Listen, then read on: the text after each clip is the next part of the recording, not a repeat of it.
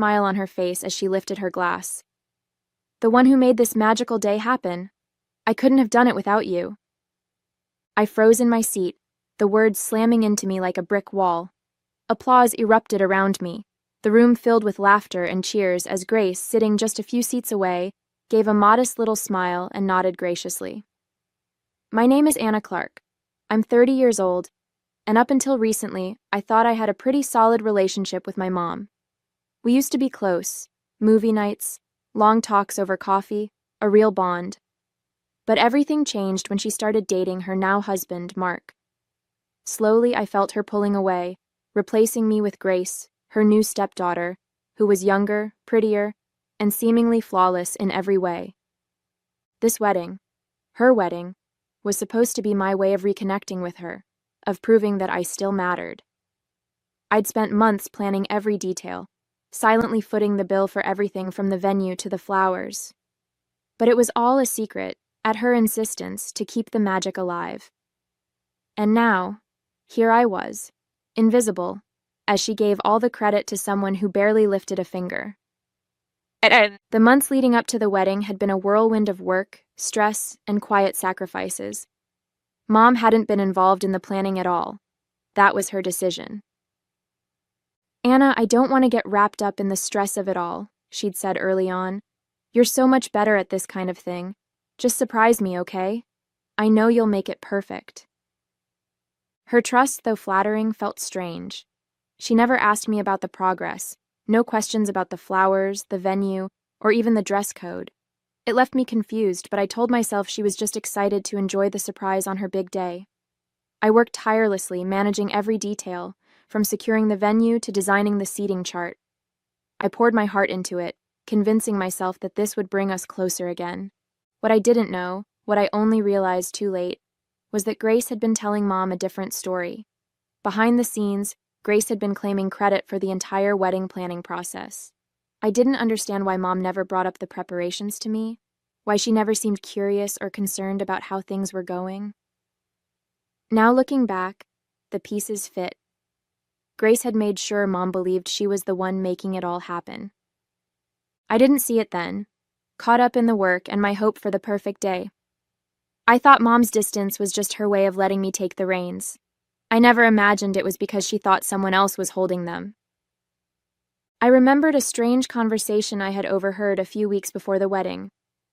Mom and Grace were sitting in the living room while I was in the kitchen, jotting down notes for the guest list. Their voices carried just loud enough for me to catch snippets. "Oh, Grace, you've been such a lifesaver with all this wedding planning," Mom said, her voice warm and appreciative.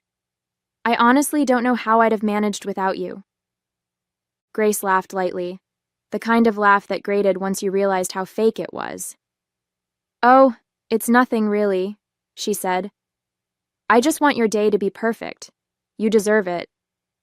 My pen froze mid-note, the words making my stomach twist. What was Mom talking about? Grace hadn't been involved in the wedding at all, at least not that I'd seen. But before I could think too much about it, Mom's voice softened further. "I'm so lucky to have a stepdaughter like you," she said. "You're such a natural at this. I thought that Anna was handling it, but you're probably much better than her at it, of course." My throat tightened as I stood there, the conversation echoing in my mind. I wanted to walk in and ask what they were talking about, but I stopped myself.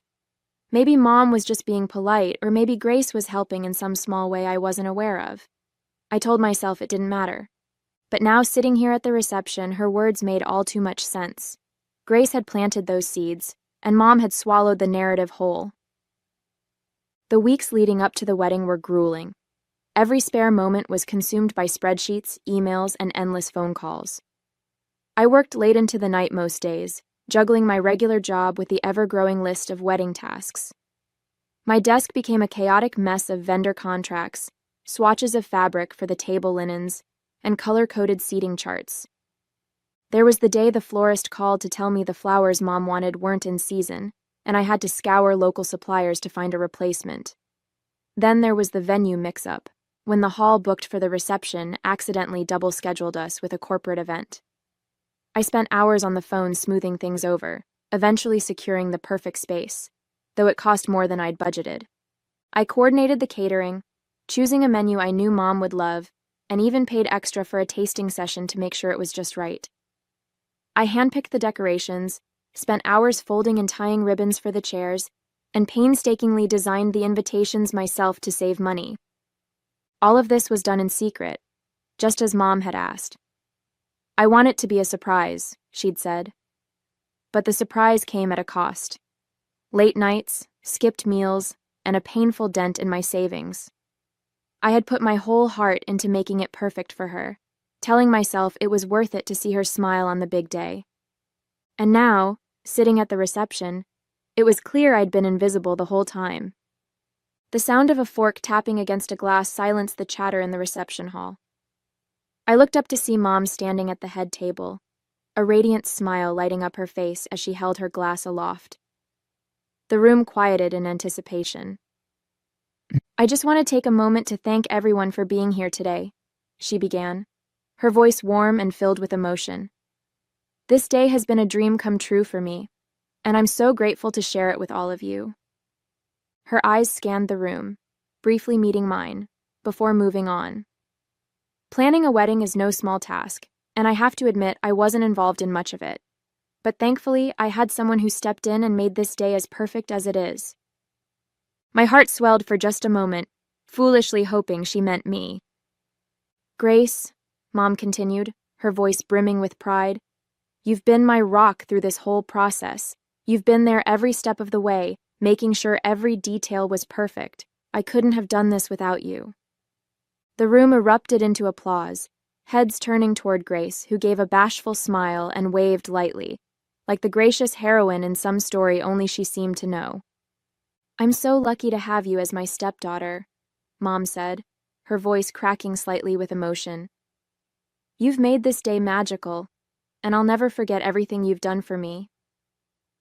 The applause grew louder, and tears pricked at the corners of my eyes as the weight of her words settled in. Not one mention of me, not even a nod in my direction. I sat frozen in my seat, forcing a smile as my chest tightened painfully. Grace beamed under the attention, her eyes flickering to mine for the briefest moment, a subtle smirk tugging at the corner of her lips. I sat there, my hands clasped tightly in my lap, my heart pounding in my chest as the applause for Grace roared around the room. My cheeks burned, and I swallowed hard, willing the tears to stay hidden. This wasn't the time, this wasn't the place. Looking at Mom, glowing with happiness, and Grace, soaking up the admiration, I felt a storm of emotions, anger, sadness, and a gnawing sense of betrayal. But I also knew that saying anything now would only make things worse. This was her day, her wedding. No matter how much it hurt, I couldn't bring myself to ruin it. I forced a smile and joined in the polite clapping, though it felt like my hands weighed a ton. I kept my gaze down and my face neutral, determined not to let anyone see how much I was unraveling inside. I told myself I'd deal with it later, process it, confront it if I had to. But not now. Not here. For the rest of the evening, I stayed quiet, blending into the background as much as possible, waiting for the night to finally end. A week after the wedding, when Mom returned from her honeymoon, I decided I couldn't hold it in any longer. The betrayal had been simmering in my chest, growing heavier with each passing day. I went over to her house and found her unpacking suitcases in the living room, her face still glowing from the vacation. Mom, I started, my voice sharper than I intended. We need to talk. She looked up, her smile faltering at my tone. What is it, Anna? You don't look happy to see me. I crossed my arms, the words spilling out before I could stop them. What the heck was that? At the wedding? I was the one who did everything for you, and you stood up there and gave all the credit to Grace. She didn't do a single thing. Mom's face hardened, the warmth in her eyes vanishing. Anna, she said, her voice icy. I don't know what's gotten into you, but this jealousy of Grace is unbecoming. She worked so hard to make that day special for me. She was the one who actually cared about me. My jaw dropped, my stomach twisting into knots. Jealousy? Mom, I'm not jealous. Grace lied to you. She didn't plan anything. I did. Every flower arrangement, every table, every vendor, I was the one who made it all happen. Mom let out a dismissive laugh, shaking her head. Stop it, Anna. I asked you to handle the planning, but you clearly didn't care enough to follow through. Grace stepped in because she knew how important this day was to me. She's the one who made it perfect, not you. I stared at her, disbelief flooding through me. She lied to you, Mom. She didn't do anything. She just took credit for all my work, and you believed her without even asking me about it? She crossed her arms, her expression unyielding. Grace wouldn't lie to me, Anna. You're just upset because she outshone you, and frankly, that's on you.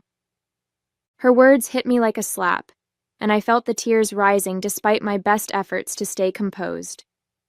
You're wrong, I said, my voice trembling. And one day, you'll see that. But she turned away, dismissing me with a wave of her hand. I think you should leave, Anna. I won't stand here and listen to you badmouth Grace. I walked out, my chest aching, the door slamming behind me. Her blind loyalty to Grace stung more than anything I could have imagined. She had chosen Grace's lie over my truth, and I didn't know how, or if I could ever fix that. The next day I couldn't let it go. The anger and betrayal bubbling inside me pushed me to do what I'd been avoiding. I went to Grace's apartment. When she opened the door, her face lit up with that saccharine smile she always wore, as if she hadn't turned my life upside down. Anna, she chirped, leaning casually against the doorframe. What a surprise. What brings you here? I clenched my fists, forcing myself to stay calm. We need to talk, I said, my voice steady but sharp. Sure, come on in, she said with a cheerful tone, stepping aside. I walked past her into the pristine living room, the scent of her overly sweet perfume lingering in the air. I turned to face her, not bothering with pleasantries. What the heck, Grace? Why did you tell my mom that you planned her wedding? Her smile didn't falter, but there was a flicker of something in her eyes. Guilt, maybe, or just irritation. What are you talking about? She said, feigning confusion. Don't play dumb, I snapped, my voice rising. You told her you planned the wedding. You let her believe you did everything when it was all me. Do you have any idea how hard I worked? How much I sacrificed to make it perfect? Grace laughed lightly, brushing a strand of hair from her face. Anna, I never told her anything like that. She just assumed I was helping. I didn't think it was a big deal, so I didn't correct her. I glared at her, my blood boiling. Didn't correct her? You sat there at the reception and soaked up all the credit. You let her believe it was you while she completely ignored me. She crossed her arms, her smile turning smug. Look, it's not my fault she believes in me more than you. Maybe if you'd been a little more open about what you were doing, this wouldn't have happened. Her words hit like a slap, and I took a step closer, my voice trembling with fury. You're unbelievable. You knew exactly what you were doing, and you didn't care. All you wanted was the spotlight. Grace shrugged, her expression cool and detached. If it means that much to you, talk to her. It's not my problem if she thinks I'm better at these things than you are. I stared at her, disbelief and disgust flooding through me. You're pathetic, Grace, I said, my voice low. And one way or another, the truth is going to come out. Enjoy the spotlight while you can. Without waiting for a response, I turned and walked out, slamming the door behind me. My chest heaved with a mix of anger and resolve. I didn't know how yet, but I was going to make sure everyone knew the truth. Grace wasn't going to get away with this. The day of Grace's birthday arrived, and I sat at home stewing, knowing full well I hadn't been invited. I'd heard from my brother that it was going to be a big celebration. Grace's friends, her boyfriend Liam, and even my mom and the rest of the family would be there. The thought of them all laughing and celebrating while Grace basked in the attention made my blood boil. I stared at the folder on the table in front of me, packed with receipts, email chains, and text messages, every piece of evidence proving that I had been the one to plan and pay for Mom's wedding. Grace's lies had stolen my effort, my recognition, and my relationship with Mom. And I'd had enough.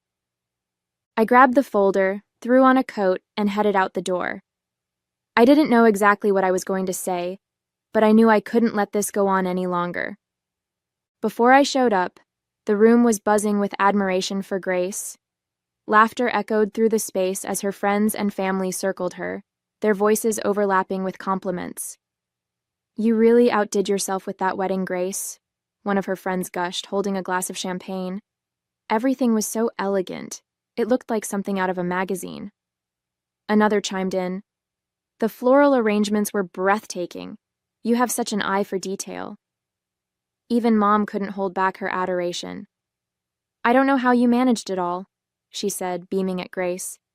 "You made it perfect, just like I knew you would." Grace basked in the attention, smiling sweetly and nodding modestly, her eyes glinting with satisfaction as she soaked up the praise for work she hadn't done. When I arrived at Grace's apartment, the party was in full swing. Laughter spilled out into the hallway as I stood at the door, taking one last deep breath before knocking. The noise quieted, and a moment later Grace opened the door. Her smile froze when she saw me. "Anna," she said, her voice tight. "What are you doing here?" "Crashing the party," I said evenly, stepping inside without waiting for an invitation. The room fell silent as I walked in, all eyes turning toward me. Mom was sitting on the couch, a drink in hand, while Grace's boyfriend Liam stood near the cake, looking confused. "Everyone?" I began, my voice loud and steady. "I'm sorry to interrupt, but there's something I need to say." Grace closed the door and turned to me, her face pale. "Anna, this isn't the time." "It's exactly the time," I cut her off, my gaze sweeping the room. "For weeks now, I've been watching someone else take credit for everything I did to plan my mom's wedding. And I think it's time everyone knows the truth." A murmur went through the crowd as I opened the folder and pulled out the first stack of receipts. "I was the one who booked the venue," I said, holding up the contract with my name on it. "I hired the caterers, chose the menu, and paid for every single dish served that night." I moved to the next pile. "I picked out the flowers, organized the centerpieces, and coordinated the delivery times. Here's the invoice and the email chain confirming it."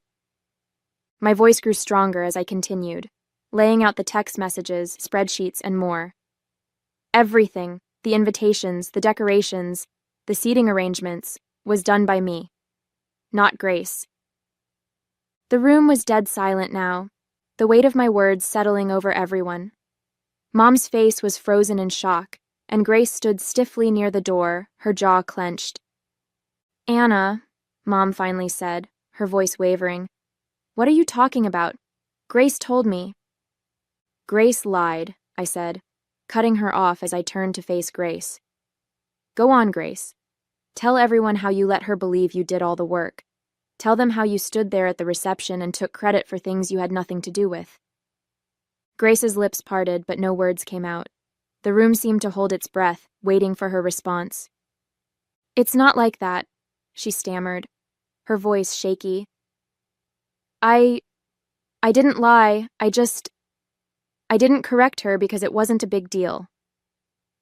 "Not a big deal," I said, my voice rising. "You let me work myself to exhaustion while you stood there and soaked up the praise. You didn't care about what that would do to me, or to Mom." Liam stepped forward, his face a mixture of confusion and anger. "Grace," he said slowly, "is this true? Did you lie about planning the wedding?" Grace turned to him, her eyes wide. "Liam, Don't," he said, holding up a hand. "Just tell me the truth." She looked around the room, her cheeks flushed with embarrassment. "Fine," she said finally, her voice bitter. "Yes, okay? I didn't plan the wedding. Anna did, but it's not like it matters. It was just one day." The room erupted in gasps and murmurs. Liam's face hardened, and he took a step back from her. "It matters to me," he said coldly. "If you can lie about something like this, what else are you lying about?" He shook his head, his voice filled with disbelief.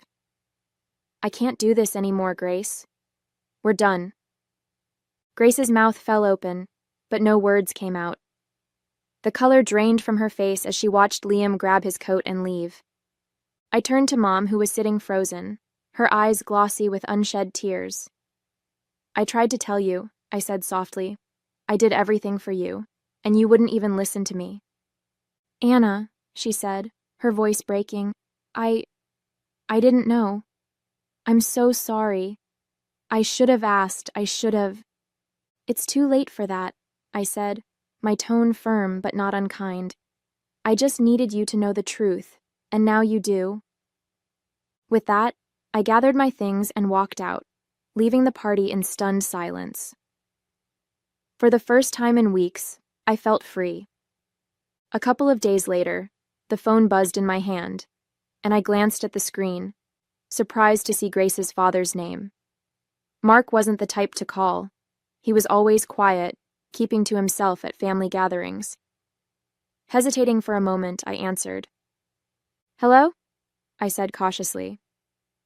Anna, his deep voice came through, slow and deliberate. It's Mark. I hope I'm not bothering you. No, it's fine, I replied, unsure of where this was going. What's on your mind? There was a pause, the kind that felt heavy with unspoken words. Finally, he sighed. I just wanted to apologize, he said, his voice thick with shame, for what happened, for what Grace did. My chest tightened, but I kept my voice calm. You don't have to apologize for her, Mark. It wasn't your fault. I know, he said quickly. But still, I feel responsible. I raised her better than that, or at least I thought I did. He paused again, struggling to find the right words. At the party, when I found out what she did, taking credit for all your work, I was ashamed, Anna. Terribly ashamed. You didn't deserve that. I swallowed hard, his sincerity catching me off guard. Thank you for saying that, I said softly. It means a lot. She's paying the price now, Mark continued, his tone somber.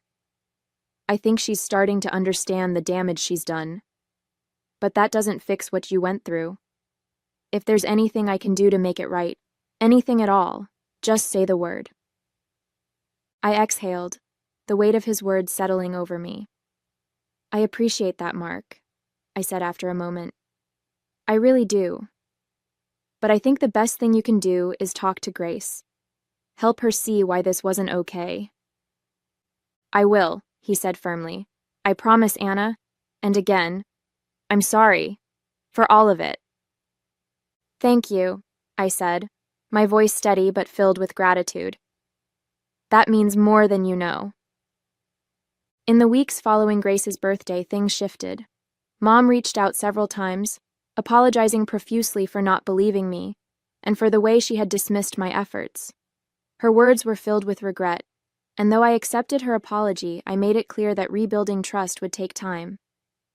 Grace, on the other hand, had become a shadow of her former self.